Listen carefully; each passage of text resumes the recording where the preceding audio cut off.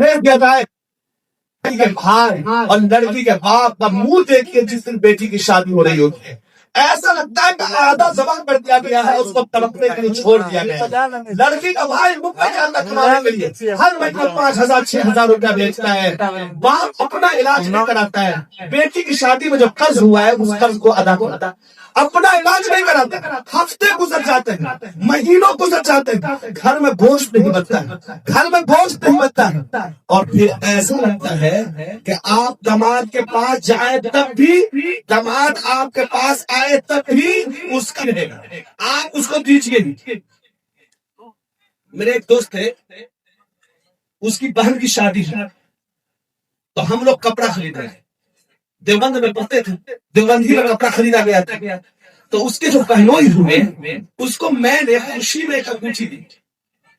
کہ میرے دوست کی بہن کی شادی ہو رہی ہے، اس کے پہلوئی میرے پہلوئی، تو میں نے ایک انگوٹھی، تو انہوں نے نہیں لیا، کہا کہ میرے باپ نے اتنا پڑھایا ہے، اتنا لکھایا ہے، اپنے پیسے سے پڑھایا لکھایا نا، آج اگر فرنیچر کی ضرورت ہوگی تو میرے باپ خرید کر دیں گے، موٹر سائیکل کی ضرورت ہوگی تو میرے باپ خرید کر کے دیں گے۔ میں آپ سے یہ کہہ رہا ہوں کہ سب سے پہلا کام دو کیجیے، ایک تو تلک اور نقد کا جو رواج چل پڑا ہے اس کے لیے کمیٹی بنانی پڑے، میٹنگ کرنی پڑے، اور یہ بڑے لوگ جو ہوتے ہیں نا گاؤں کے، جو بڑے لوگ ہوتے ہیں گاؤں کے، شروعات وہی کرتے ہیں، اور غریب لوگ جو ہوتے ہیں وہ اتنا کل کر رہے ہیں، یہ طے ہے۔ میرے گاؤں میں بھی ایسا ہی ہوا تھا، جو بڑے بڑے لوگ تھے انہوں نے لیا، غریب لوگوں نے شروع کیا۔ اس لیے ہمارے یہاں بڑے عالم تھے حضرت فلاحی صاحب بہت مشہور تھے، تو فلاحی صاحب ایک بار تقریر کر رہے تھے، تقریر کرتے کرتے کہا کہ اگر مکہ میں عتبہ شیبہ ابو جہل ابو لہب اسلام لے آتا تو سارے لوگ اسلام قبول کر لیتے، ان لوگوں نے چونکہ اسلام نہیں لایا تو بہت سارے لوگ اسلام کی نعمت سے محروم ہو گئے۔ تو پہلا کام تو یہ جو نقد ہے اس نقد کو ختم کر دیجئے اور فرمائشی جہیز ختم کر دیجئے۔ اللہ کے رسول نے فرمایا الراشی سامنے میں بولو تم لے گا، رشوت دینے والا اور رشوت لینے والا دونوں جہنم میں، تو جہیز دینے والا رشوت لے رہا ہے، دینے والا رشوت دے رہا ہے، کلاؤ کا کرنا، دونوں کے دونوں جہنم میں جائے گا، جو رشوت دے گا وہ بھی، جو رشوت دے گا وہ بھی، دونوں کے دونوں جہنم میں جائے گا۔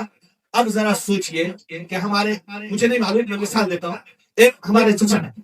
چچا کے بیٹے کی شادی، اس کو موٹر سائیکل ملی، اس نے مانگا ہمارے بیٹا تو موٹر سائیکل چاہیے، بڑھوا کو تو گھٹنا ہی نہیں ہے تو چلائے، وہ نہیں چلاتا ہے، اگر بیٹا کسی دن بیٹا گرا کے ٹانگ بھی توڑ دیتا ہے، وہ موٹر سائیکل نہیں چلاتا، فرنیچر پر بڑھوا نہیں سوتا ہے۔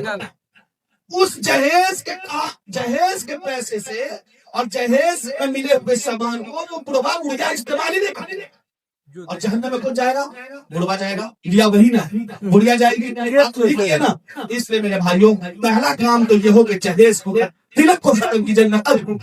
دوسرا فرمائشی جہیز کو چھوڑ دیجیے۔ میری مانگ کچھ بھی نہیں ہے،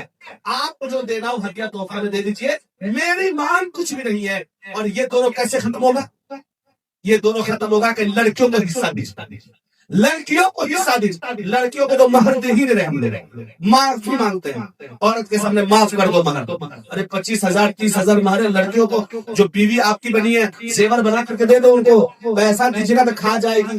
ادھر ادھر اڑ جائے گا، کوئی زیور بنا کر کے دیجیے، جیسے 50,000 مہر آپ کا ہے،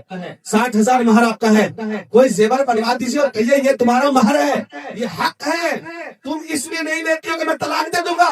ارے کیسے بات کر رہی ہو تم، میں کیسے طلاق دے سکتا ہوں؟ رسول اللہ نے یہ مہر مقرر کیا، یہ تمہارا مہر ہے۔ تو اگر لڑکیوں کو حصہ دیا جائے زمین میں سے تو انشاءاللہ جہیز و طلاق ختم ہو جائے گا۔ مجھے احساس ہے کہ میں نے بہت اوقات سخت بات آپ سے کہی ہے، میں اس لیے کہا ہوں کہ میں بھی مسلمان ہوں اور آپ بھی مسلمان ہیں، اور میں بھلانا نہیں چاہتا، میں اصلاح کی بات کرتا ہوں۔ بہت ساری باتیں ایسی ہوئی ہوگی کہ آپ لوگوں کو تکلیف پہنچی ہوگی، آپ حضرات کو مجھے ستانا مقصود نہیں ہے اور آپ کی عزت نفس کو مجروح کرنا مقصود نہیں ہے۔ گئی ہیں. جن لوگوں نے پروگرام میں حصہ لیا ہے ان تمام حضرات کا شکریہ. ہمارے ممتاز بھائی لے کر کے آئے ہیں ہم لوگوں کو, ڈاکٹر سراج صاحب لے کر کے آئے ہیں, اور بہت ہی زبردست آدمی, اچھی مجلس میں ہم لوگ آئے ہیں, کھلاتے پلاتے لائے ہیں. اللہ تعالیٰ ان کی تعاون کو قبول فرمائے, محنت کو قبول فرمائے. آپ کو بچی ہوئی ہے, بیٹی ہوئی ہے, انشاءاللہ رحمت بنی ہے, اور اللہ تعالیٰ اس کو آپ کے لیے ذخیرہ آخرت بنائے. وما توفیق الا باللہ, وآخر دعوانا الحمدللہ رب العالمین.